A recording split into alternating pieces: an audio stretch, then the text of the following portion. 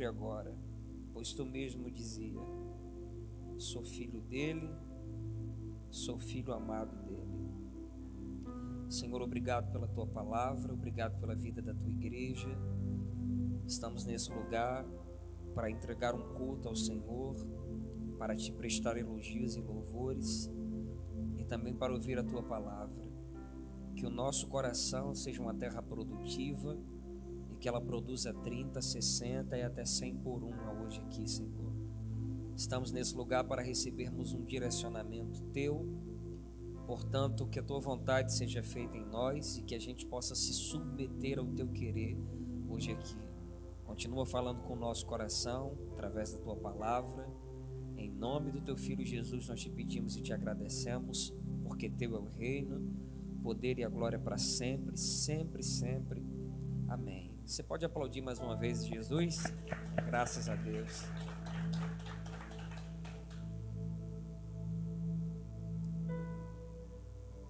Nós temos um pouco mais de 100 anos do que nós chamamos de pentecostalismo, que é a luz da doutrina que acredita na contemporaneidade da ação dos dons espirituais e do fluir do Espírito. E nesse tempo de pregação e de desenvolvimento da igreja cristã, na época moderna, na igreja contemporânea ou na igreja do arrebatamento, a gente percebe dentro da historicidade da igreja que alguns anos atrás a igreja tinha uma mensagem muito marcante, que era a mensagem voltada para a crucifixão do eu, a crucifixão da alma. Os nossos pais na fé falavam muito sobre a questão de renúncia, sobre a questão do morrer para viver, porque na verdade essa é a base linear do evangelho que Jesus Cristo pregava, que era o evangelho do reino. Há uma diferença um pouco do evangelho do reino para o evangelho da graça, porque o evangelho da graça é a mensagem que tem como suficiência e supremacia Cristo. O homem é justificado mediante a fé e isso provém da graça. Mas no evangelho do reino, o evangelho do reino trata-se de uma transformação mental. E essas mensagens que Jesus pregava sobre o evangelho do reino sempre tratava sobre um crescimento de mentalidade. Porque assim como o pastor Vanderlei pontuou aqui de maneira louvável, a gente conhece pouco sobre a soteriologia bíblica, porque nos foi apresentada apenas a soteriologia seca, que é a questão do cara vir aqui para frente e uma alma veio para Jesus. Na verdade, a soteriologia bíblica ela é aplicada dentro do que a gente chama de tricotomia humana. A tricotomia humana é nada mais nada menos do que aquilo que é dividido em três e que é um só. Você é um espírito que tem uma alma que possui um corpo. Todo mundo sabe disso aqui. Então a Bíblia deixa muito bem claro em Efésios capítulo 2 que nós estávamos mortos nos nossos pecados. Cristo com sua graça nos vivificou estando nós ainda mortos. Ou seja, a salvação não começa na alma, a salvação começa no espírito. Por que a salvação começa no espírito? João 4:24, porque Deus é espírito.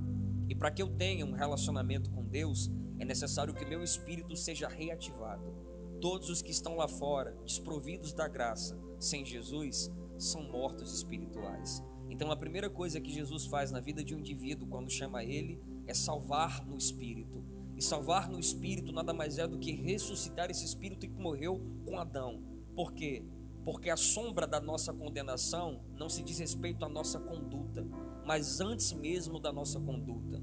Não somos condenados pelo que fizemos apenas, somos condenados pelo que o nosso representante Adão fez. É por isso que a Bíblia diz, quando Paulo escreve aos Romanos, que por causa de um homem a condenação veio ao mundo. Adão era espiritual, tinha um corpo e uma alma. Ele morre espiritualmente no jardim e seus filhos nascem mortos espirituais. Então a primeira coisa que Jesus faz na salvação é ressuscitar o espírito do homem. A salvação no espírito ela é imediata e instantânea. O Espírito de Deus passa a morar no espírito do homem e Paulo disse que aquele que se une no espírito com o Senhor passa a ser um só espírito com ele. Então Deus mora dentro de cada um de nós. Porém a salvação da alma ela é processual, ela não é instantânea. Tiago capítulo 1 versículo 21, Tiago diz o seguinte: se despojando pois de toda imundícia e abandonando a prática do pecado, recebam com mansidão a palavra de correção, pois ela tem poder de salvar as vossas almas. Número 1, Tiago está falando de salvação para salvo. Número 2, Tiago não está falando de salvação no espírito, Tiago está falando de salvação na alma. Porque alma no grego é psique é mentalidade. Então Tiago está dizendo que a salvação na alma só acontece quando eu recebo uma palavra de correção e recebo essa palavra com mansidão. Salvação na alma não é o ato de vir aqui na frente, essa é a salvação do espírito. Salvação na alma é transformação de mentalidade, é metanoia, é a segunda coisa que acontece na vida do salvo. A primeira salvação espiritual, a segunda salvação nós chamamos de salvação orgânica ou mental. É quando o comportamento do indivíduo é mudado. Ninguém muda da noite para o dia. A gente vem e algumas falhas nos acompanham. A gente vem e algumas coisas nos acompanham. Mas com o decorrer do tempo em que os pastores nos ensinam a palavra, essas coisas vão indo embora e a nossa alma vai sendo salva. Pois a salvação da alma ela é graduativa e processual e mental. Existe muito cristão que já foi salvo no espírito, mas é fracassado na alma. A terceira salvação é a salvação do corpo. 1 Coríntios capítulo 15, versículo 51. Paulo disse que a perfeição de Deus acontece no ato da ascensão da igreja sendo arrebatada. Esse corpo que é corruptível se revestirá de incorruptibilidade e o que é mortal se revestirá da imortalidade. E isso é salvação plena. Quando Deus chama o homem e o salva no espírito, quando Deus o transforma e discipula, alma, quando Deus o glorifica, a salvação por completo. O Calvário de Cristo abarca tanto a salvação na alma, como no espírito, como também no corpo. Então a gente começa a entender que esse plano salvífico de Deus não é apenas para Jesus substituir o homem como oferta de libação e oblação. A palavra libação significa a parte líquida do sacrifício, e a palavra oblação significa a parte sólida do sacrifício. Em Hebreus capítulo 10 e versículo 10, o escritor diz que Cristo é a oblação feita por uma vez e de uma vez por todas para santificar aqueles que Deus o chamou. Então quando Cristo morre na cruz, quando Cristo entrega a sua vida, não se diz respeito apenas em Cristo te substituir para que você viva para sempre. A salvação abarca alguns pontos que nós chamamos de justificação, santificação, a regeneração e a glorificação do homem. A justificação é quando o pecado não mais te condena. Paulo disse: nenhuma condenação há para aqueles que estão em Cristo Jesus, o nosso Senhor.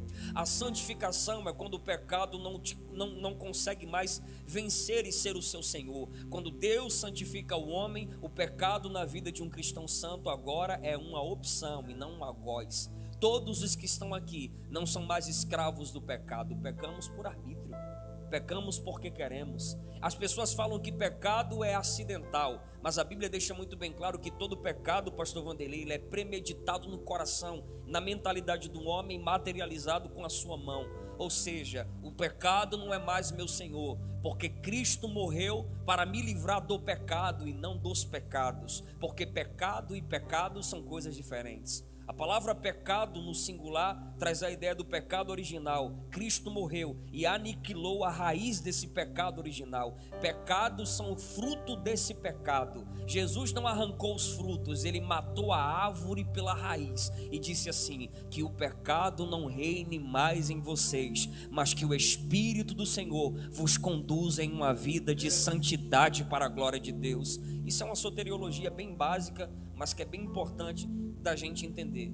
E todos esses passos da santidade, da santificação, porque santidade e santificação são coisas diferentes. Eu já ouvi muito falar que santificação é um processo. Quem diz que santificação é um processo precisa ler a carta aos Hebreus, porque a carta aos Hebreus me ensina que santificação era um ritual na antiga aliança, feito todos os anos, e Cristo vem e faz uma só vez para me santificar no Espírito. É por isso que todas as vezes que Paulo escreve, ou que algum apóstolo escreve, ele diz assim: aos santos que estão em lugar tal, aos santos que estão em lugar tal. Deus olha para mim mesmo pecando e não me chama de pecador, ele me chama pela credencial que ele me deu. E a santidade, o que é? A santidade é quando eu olho para a santificação. Cristo me santificou, mas eu preciso me parecer com aquilo que ele me chama. Eu preciso responder o que Jesus fez por mim. Então eu renuncio. eu atrofio os desejos da minha carne, eu mato o velho homem vivendo uma vida de jejum e de leitura bíblica e me torno um homem com um comportamento santo. Então alguém olha para mim e diz: eu enxergo nele aquilo que Deus o chama. Deus o chama de santo, mas eu enxergo na vida desse indivíduo uma vida santificada, uma vida de redenção, porque a palavra santidade ou santificação traz a ideia daquilo que é separado para o uso específico de Deus. Então a obra de Cristo, ela abarca todos esses princípios que fazem parte desse bojo doutrinário que a igreja tanto carrega. E o bojo doutrinário é forte por causa exatamente dessa mensagem soteriológica, que é a base de tudo. Se eu não entender como Deus me salvou e para que Deus me salvou, a minha vida nesse lugar não tem sentido nenhum. Dar um dinheiro para a igreja colocando uma semente no altar não tem sentido nenhum. Levantar a mão, falar em línguas, nada tem sentido se não entender quem eu era, o que Cristo fez por mim, para que Cristo fez por mim. Então, olhando para o Calvário, nós conseguimos entender todos esses princípios de uma mensagem que os nossos pais pregaram com tanto fervor. Um pregador americano, não lembro o nome dele, ele passou 40 anos, pastor Daniel, pregando a mesma mensagem. E a mensagem que aquele homem pregava no livro que eu li diz o seguinte: ele pregava dizendo assim: venham morrer, venham morrer. Ele passou 40 anos pregando João 3,16 e ele dizia: venham morrer. E aquele homem ganhava centenas de almas em cada mensagem que ele pregava. Os nossos pais cantavam sobre a crucifixão. Os nossos pais pregavam para nós sobre a vinda de Jesus. Os nossos pais apontavam em tudo que eles faziam a obra perfeita feita por Jesus Cristo. As nossas mensagens cristocêntricas. É isso que às vezes a gente sente falta quando a gente vai em alguns ambientes. Mas graças a Deus que temos uma igreja com a mentalidade bíblica, a mentalidade cristã, que entende aquilo que Jesus fez e zela por isso aqui. As canções que cantamos, as mensagens que pregamos, a nossa vida, tudo aponta para o perfeito sacrifício que Ele faz. E quando eu olho para esse perfeito sacrifício feito por Jesus, eu encontro nele exatamente essa fórmula, que é a base do que nós vamos trabalhar aqui na noite de hoje. Cristo levando aquela parte horizontal da cruz, subindo em direção ao Monte Calveira. Aquele monte tinha um formato de um crânio humano. E por incrível que pareça, enquanto ele estava subindo ali, passando pela via dolorosa, aquelas pessoas que receberam milagres dele naqueles 3 anos e meio que ele pregou, são as mesmas que estão gritando, crucificam, chamando palavras de maldição com Jesus Cristo. E ele vai levando aquela haste horizontal em direção à cruz no Calvário. E nem toda vitória parece ser vitória, nem toda vitória tem cara de vitória. Porque quando a gente olha para a cruz e a gente enxerga essa cena, a gente às vezes fica querendo ter pena daquilo que estava acontecendo. Mas Cristo é muito contundente quando Ele diz: não se lamentem por mim, se lamentem pelos vossos filhos, por vocês, pelos vossos pecados.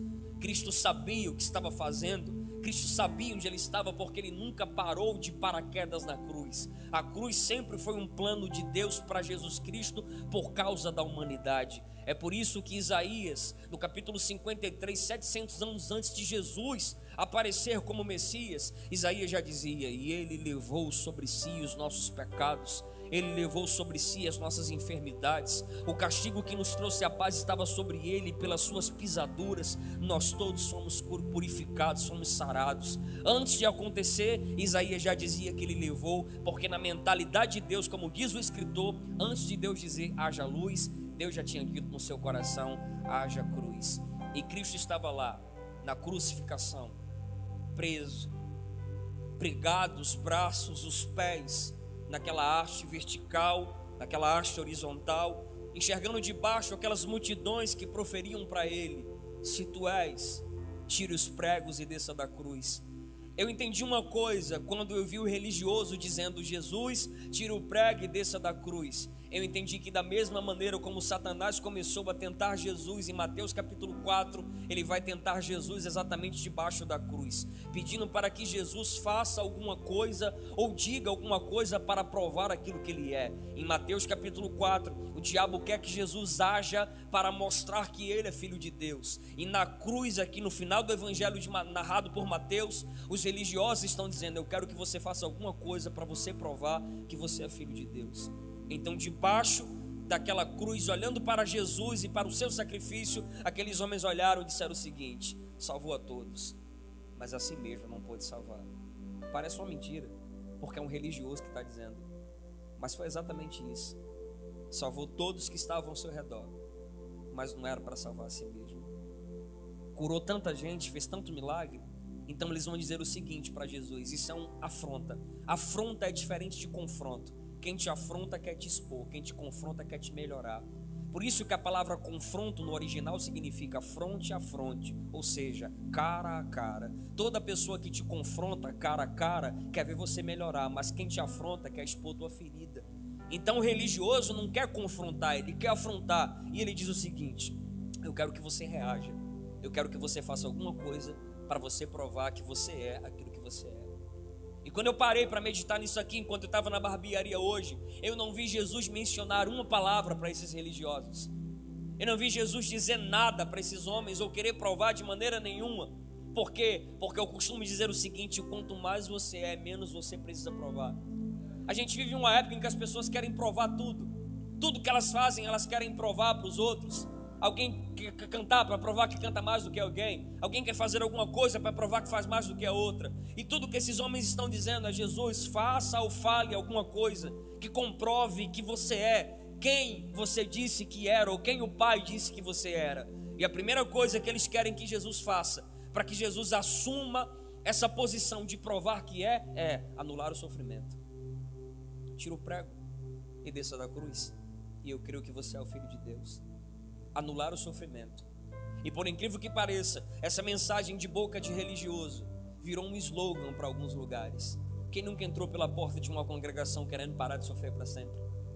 Quem nunca sentou numa cadeira como essa e pensou: hoje eu vim para cá para que meu sofrimento termine, para que a minha vida de sofrimento acabe?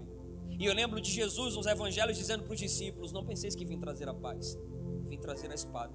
Eu vim tocar fogo no mundo, ele diz em Lucas, e quem me dera vocês já estivessem queimando, porque eu vim causar dissensões e divisões por causa da mensagem que eu trago, por causa do evangelho que vai fazer parte da vida de vocês. Então o religioso está dizendo para Jesus: eu quero que você anule o sofrimento, eu acredito que você é.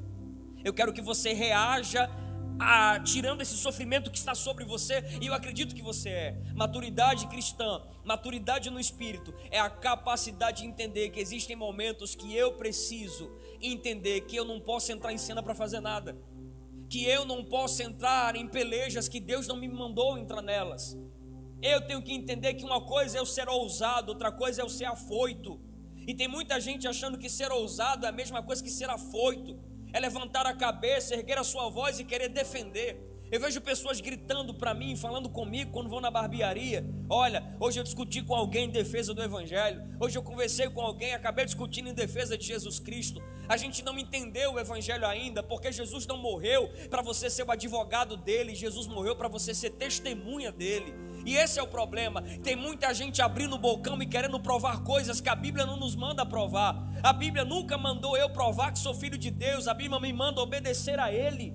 A Bíblia me manda fazer aquilo que Ele quer que eu faça. Eu não preciso assumir um papel que Deus não quer que eu assuma. E esse é o maior problema de muita gente. Sabe, quando a gente abre a boca na hora errada, quando a gente fala por causa das nossas emoções, sem racionalidade, sem equilíbrio, e daqui a pouco, depois que a gente fala, a gente acaba se arrependendo, porque a gente entra em guerras que Deus não quer que a gente entre. Existem pessoas que não vale a pena você confrontá-las. Existem pessoas que o melhor que você faz é dar silêncio para elas, principalmente pessoas que não enxergam o potencial que Deus te entregou. Aqueles fariseus jamais, Vanderlei, enxergariam em Jesus o potencial de Deus na vida dele.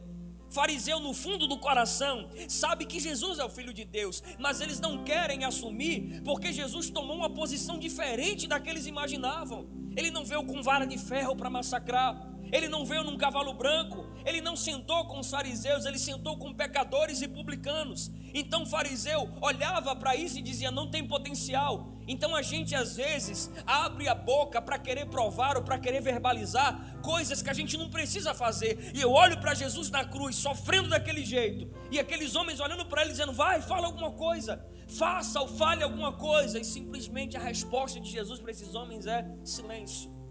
Quando você está ocupado em uma missão, você não tem tempo para verbalizar com pessoas que não entendem o que você está fazendo. Jesus estava muito ocupado numa missão, e essa missão era crucial, porque essa missão se diz respeito a cada vida que está aqui hoje. Quando nós estamos ocupados fazendo aquilo que Deus quer que a gente faça, a gente não tem tempo para fazer aquilo que Deus não quer que a gente faça. Sabe qual é o nosso problema? É que a gente sempre procura a Bíblia para procurar o que a gente não deve fazer. É errado? Lógico que não. Mas a maioria das pessoas que perguntam para mim, elas perguntam assim: não pode fazer tatuagem, não pode colocar alargador, não pode descolorir o cabelo. E eu digo, essa pessoa não entendeu o que é reino. Porque quando eu entendo que Jesus morreu por mim e que Ele tem uma obra na minha vida, eu me ocupo em saber do que Ele quer que eu faça. Porque se eu estiver ocupado fazendo o que Ele quer que eu faça, eu não vou fazer o que Ele não quer que eu não faça, irmão. Sabe, quando nós estamos ocupados fazendo algo que Deus quer que a gente faça, a gente não tem tempo para abrir a boca e falar com pessoas que não entendem isso. E eu olho para a cruz e vejo Jesus centrado nisso. Não tem resposta nenhuma da boca dele. Ele não precisa dizer nada, porque ele está ocupado cumprindo a missão pela qual rege a existência do Messias. Viver para aquilo que está escrito. Viver para cumprir aquilo que está escrito. A Bíblia deixa muito bem claro que nós não devemos semear para porcos e semear para cães. A Bíblia deixa muito bem claro que a gente não pode sentar em roda com escarnecedor. E muitas vezes a gente descompreende essa linguagem e pensa que simplesmente o texto está dizendo que eu não posso sentar com alguém que não é da igreja, que eu não posso sentar com alguém que não faz parte da comunidade de fé. O que a Bíblia está dizendo para mim é que eu tenho que deixar de sentar com pessoas que descredibilizam o que está sobre a minha vida e o chamado que Deus tem em mim. Cão. O apóstolo Paulo escreve a Timóteo dizendo: Timóteo, tome cuidado com os cães, porque essas pessoas, elas têm aparência de piedade, mas negam a eficácia da mesma. E muitas vezes nós estamos usando a nossa voz para falar com cão, para falar para porco e para falar para quem pega a pérola e pisa. Irmão, silêncio para porco é sinônimo de sabedoria. Tem muita gente dizendo assim: fale alguma coisa. Você sabia que tem gente que te cutuca para ver a tua reação? Meu irmão, na cruz era a mesma coisa. O fariseu olhou e disse: vou cutucar para ver a reação dele. Tem muita gente cutucando você. Sabe aquele comentário na tua publicação? Sabe aquele comentário naquele vídeo que você colocou? Ou no momento bom que você estava vivendo? Porque as pessoas se incomodam muito. Quem te cutuca quer ver uma reação sua para saber quem você é. Mas quando eu estou ocupado fazendo algo e vivendo algo que Deus quer que eu viva, eu sou como Neemias. Tem alguém debaixo do muro dizendo assim: Neemias, ei, Sambalate veio falar com você, Tobias veio falar com você.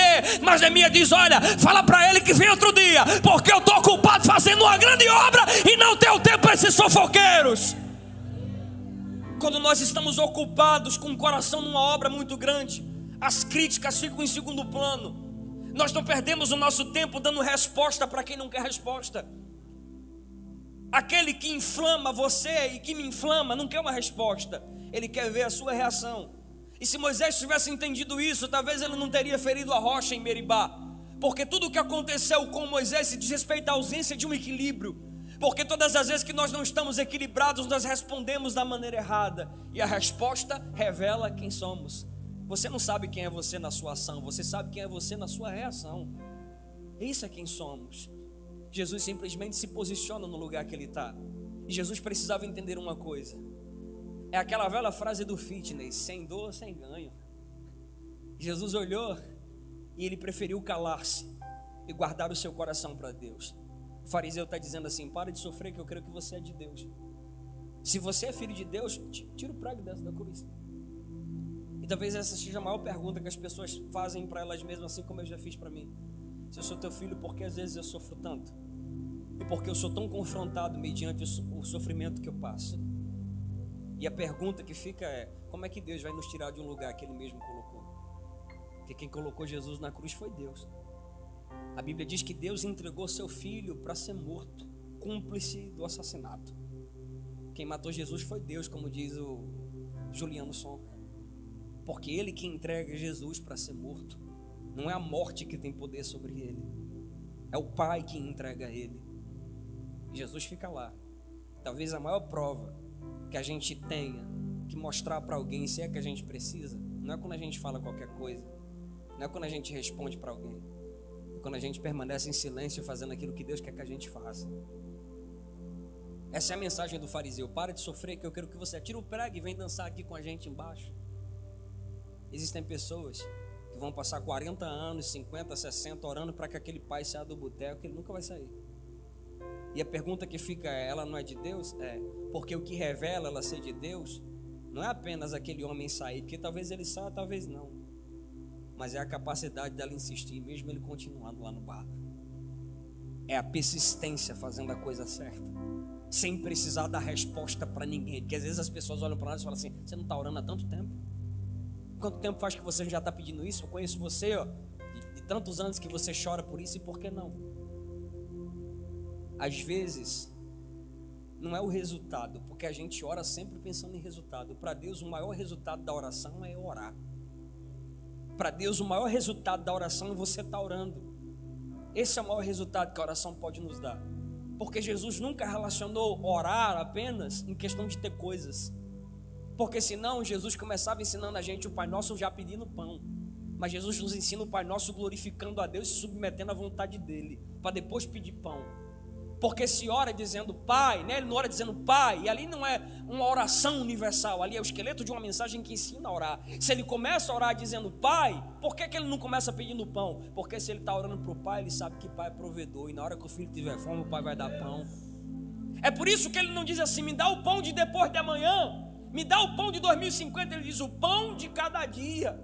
Porque ele está orando para Pai, Vanderlei, e ele sabe que porventura um filho pedindo ao Pai um pão, lhe dará uma pedra. Então ele tem no seu coração essa sensibilidade. Jesus tinha isso. O fariseu está lá embaixo dizendo: eu quero que você desça e assuma uma posição diferente dessa aqui, pare de sofrer. Silêncio. Existem coisas nessa vida que serão lidas sem palavras, e o único ser que eu vejo que tem uma arte de falar sem dizer nada, na maioria das vezes, é Deus. Eu não sei se vocês lembram de João Batista. Ele chega para 2 discípulos e diz assim: fala para Jesus que eu estou mandando perguntar se é ele mesmo, a gente tem que esperar outra pessoa. E quando os discípulos chegam lá, está escrito que eles olham e falam o que João falou. Aí o texto diz que Jesus se cala e vira, e começa a curar leproso, começa a levantar aleijado e dar vista cego. Aí depois Jesus vira de novo e diz assim: vão lá em João e falem do que vocês viram. Porque existem dias que Deus responde sem dizer nada. Ao invés dele responder falando, ele responde fazendo. Era o que Deus estava mostrando para João. Então, se até Deus, tem momentos na vida que até Deus fica em silêncio, e o que ele faz fala mais do que aquilo que ele fala, é Deus nos ensinando: faça mais e fale menos. É Deus ensinando para nós, porque falar é fácil. A gente já viveu cerca de 40 pandemias no mundo. Tem várias, peste negra e aí vai. Mas a maior pandemia de todas foi essa agora. E essa pandemia foi a pandemia que deu voz a quem não tem voz. Você entra na rede social, tem lá, o cara não é teólogo, mas ele, na internet ele é teólogo. Gente ensinando a cozinhar, gente ensinando a malhar, exercitar, deu voz a todo mundo. E todo mundo quer colocar a boca no trombone e falar alguma coisa. Então a gente vive uma geração que as pessoas verbalizam a cada momento. Toda hora é um like, toda hora é um comentário, toda hora é uma mensagem. As pessoas não param mais para ouvir, as pessoas só querem um lugar de fala. E existem muitas vezes, o nosso coração acaba sendo revelado daquilo que a gente está dizendo. É por isso que o escritor dos Provérbios diz assim: há pecado no muito falar. No muito falar há engano e também há pecado. É como se o escritor estivesse dizendo assim: cala a boca, fica calado, analisa mais, faça mais e se cale, faça mais. Se cale mais e faça cada vez mais. Porque essa é a ideia. Para de querer falar para pessoas que não querem ouvir, de querer provar para pessoas que você pode ter 1000 provas. Como diz o escritor, para o crente não precisa de prova nenhuma, mas para o ateu 1000 provas também não são suficientes. Você vai gastar a sua saliva para querer provar alguma coisa para alguém que não quer saber de prova nenhuma porque não crê? Você vai virar e vai dizer: eu vou me ocupar fazendo a missão que Deus quer que eu faça, porque o que eu estou fazendo fala com quem tem olhos e ouvidos para ver. A minha resposta não vai ser verbal, a minha vida será uma resposta material, visível. Jesus fica lá. E sabe o que é que acontece? Jesus entrega o seu espírito ao Senhor. Senhor, nas tuas mãos eu entrego o meu espírito. Ele fala aquela frase top, tetelestai. Está feito, está pago, está consumado. Legal que Jesus não disse assim: eu fiz 50, faça 50. Ele disse: está feito, está pago. E quando ele paga, o que ele faz? O texto diz que ele entrega o espírito. E quando ele entrega o espírito, está escrito que aquilo virou treva, ficou tudo escuro. E aquele véu daquele templo começou a se romper de alto para baixo. E quando o texto fala que o véu do templo abre de cima para baixo, a gente tem que entender que isso é um símbolo de algo que está acontecendo no mundo espiritual. Porque não é só o véu daquele templo lá de Anás e Caifás, mas era o céu de Deus que estava se abrindo para que o homem pudesse ter acesso a ele novamente.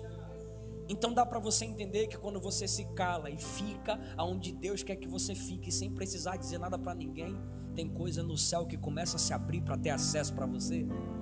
Não, eu vou dizer de novo. Enquanto você está ocupado fazendo o que Deus quer que você faça, sem precisar dar resposta para quem não quer resposta, tem coisa no céu abrindo e tem coisa tendo acesso para você e para mim.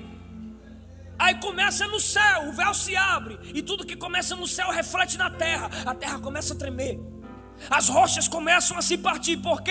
Porque diante do Calvário não tem coração de pedra que não se quebre. A pedra começa a quebrar. Aí está acontecendo uma reação no mundo dos homens. Espera aí, quando eu fico em silêncio e me ocupo em fazer a missão que Deus me delegou, primeiro o céu de Deus age, e depois que Deus fica em pé no seu trono, Ele começa a mexer com o mundo dos homens. Deus manda dizer: se você ficar calado fazendo o que eu quero que você faça, sem precisar dar resposta para ninguém, eu vou começar a mexer o céu e a terra, e alguma coisa vai oremachai. Quando a terra começa a tremer, o que foi que os fariseus disseram? Se tu és filho de Deus, desça. O que foi que os caras que estavam na cruz disseram? Um dos caras: se tu és, tira a gente daqui e desce. Ele não precisou descer de lá, ele estava ocupado cumprindo a missão dele. Mas quando a rocha começou a tremer e a terra, quem estava debaixo da cruz olhou, e Jesus estava na cruz ainda. O corpo estava lá, sangrando, só o bagaço. Mas quem estava debaixo da cruz olhou e disse: verdadeiramente Ele é o Filho de Deus.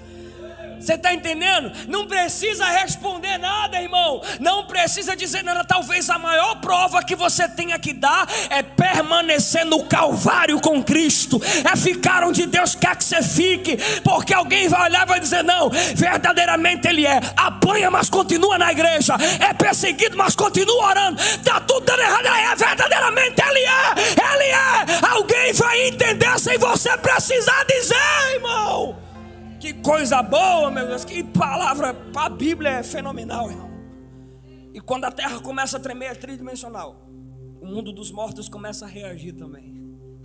E quando o mundo dos mortos começa a reagir e as sepulturas são abertas, Deus está mostrando pra gente que todas as vezes que eu estou ocupado fazendo o que Deus quer que eu faça, sem precisar dar resposta para ninguém, o mundo de Deus age, o mundo dos homens reage, e até aquilo que morreu começa a ganhar vida. Esse é o poder tridimensional de quando o filho está calado fazendo o que Deus quer que ele faça. É quando o filho está ocupado sem precisar dizer nada para ninguém, cumprindo a missão que Deus quer que ele faça. Por mais que alguém não entenda o porquê você está fazendo e porquê você está insistindo, continue calado. Você e Deus sabem do tamanho da missão que você tem para cumprir. Você e Deus sabem do tamanho da missão que você tem para cumprir. Jesus cumpriu a missão dele, assim como nós temos que cumprir a nossa missão. E ele disse em Apocalipse: assim como eu fui coroado pelo meu Pai, aquele que vencer comigo também será coroado e sentará do meu lado para julgar o inferno e o diabo e os demônios. A Bíblia diz em Filipenses capítulo 2 e versículo 5: de sorte que haja em vós o mesmo sentimento que também houve em Cristo, que mesmo sendo igual a Deus, não quis por usurpação ser semelhante a Ele, mas antes esvaziou-se de si mesmo, fazendo-se em forma de servo, e achando-se na forma de servo, foi fiel até a morte, morte de cruz. Por causa disso Deus o exaltou soberanamente, e lhe deu um nome que é sobre todo nome, para que no nome de Jesus se dobre todo o joelho dos que estão no céu, na terra e debaixo da terra, e toda língua confesse que Ele é o Senhor.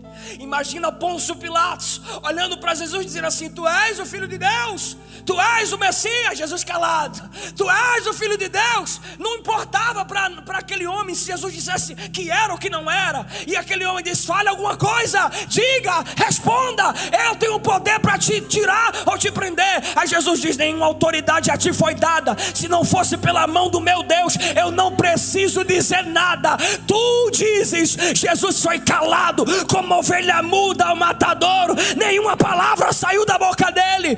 Ele ficou calado de maneira que alguém olhou para ele, Vanderlei, quando ele apanhava e dizia para ele assim: grita, ó homem, fale alguma coisa, mas ele se calou para que o céu abrisse a boca e dissesse alguma coisa. Ei, lembra de Jesus quando ele começou o ministério dele? 100 quilômetros ele sai de casa. Vou terminar aqui. E João está lá. Tem um cara maior do que eu não carrego nem a chuteira dele. Ele vai vir aí, o cara é top. Aí Jesus vem, roupa feita por Maria, sandália de couro, 100 quilômetros no deserto. Ele vinha todo queimado do sol. E eu tenho certeza que quando João disse assim: eis aí o Cordeiro de Deus, o povo olhou e disse: não, porque não havia formosura nenhuma. Jesus precisou dizer alguma coisa. Jesus ficou triste: ninguém acredita em mim que eu sou filho. Porque a gente vive uma geração assim, né? Se a pessoa diz não, você não, a pessoa já fica logo depressiva. Se Jesus fosse igual a gente, ele teria fracassado na missão dele. Jesus só foi para a água. Quando ele foi para a água, que João imergiu ele, levantou, o pai entrou em cena e disse assim: esse é meu filho. Jesus não precisou dizer nada, o pai falou por ele. Se cala e deixa Deus falar. Se cala e deixa Deus dizer: ei, minha é a justiça, diz o Senhor. Minha é a justiça. A Bíblia diz: minha é a vingança, diz o Senhor. Deus manda dizer para alguém: cala a boca, deixa eu entrar em ação, deixa eu falar, continua fazendo a minha vontade. Silêncio, que quem vai falar naquele lugar sou eu, diz o Senhor dos exércitos. Dê uma salva de palmas bem bonita para ele, que ele merece. Amém. Deus abençoe. Obrigado, pastor.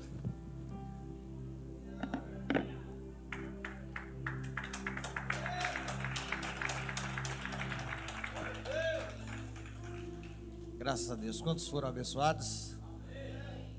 Amém. Estou aqui pensando como é que eu vou pegar terça-feira. A impressão é grande, né? Muito bom ouvir o pastor pregando a palavra de Deus.